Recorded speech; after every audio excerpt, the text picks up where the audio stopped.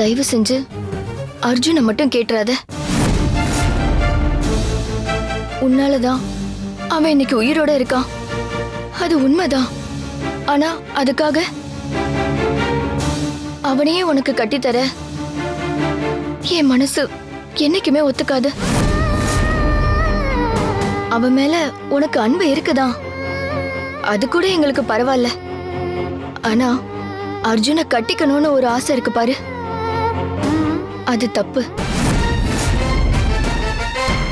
ஏன் அத்தை, நான் அர்ஜுன் மேல ஆசைப்படக்கூடாதா?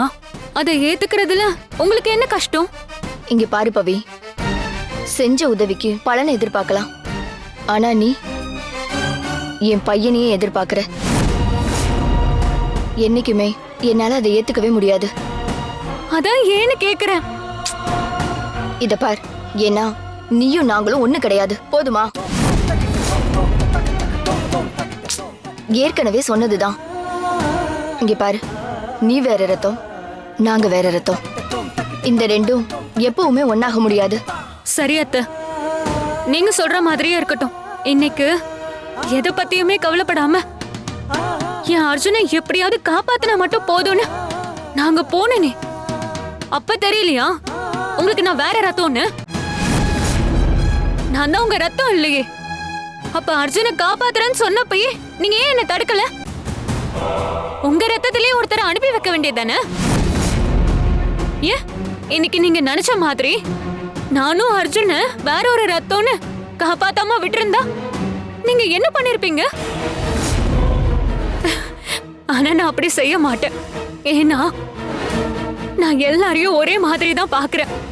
அந்த இடத்துல அர்ஜுன் இருந்தாலும் சரி, நந்து இருந்தாலும் சரி, ஏன் டிடியே இருந்தாலும் நான் காப்பாத்திருப்பேன்.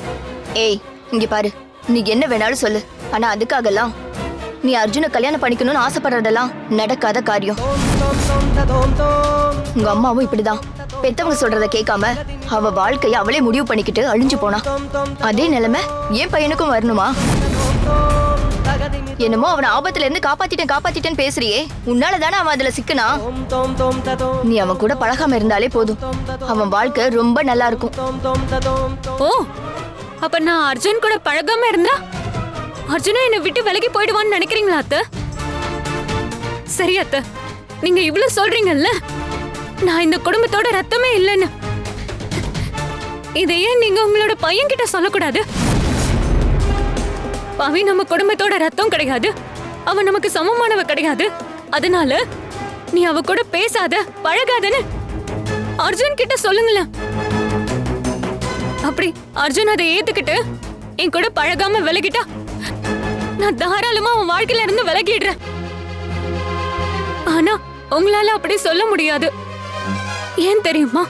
நீங்க அப்படி சொன்னா அப்பதான் அர்ஜுன் பவியோட பழகுவேன்னு ஸ்ட்ராங்கா சொல்லுவான். அந்த பயம்தான் உங்களுக்கு.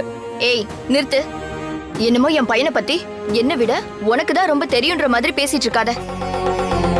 எங்களெல்லாம் விட நீ ஒன்னும் அர்ஜுனுக்கும் முக்கியம் கிடையாது. ஓ அப்படியா?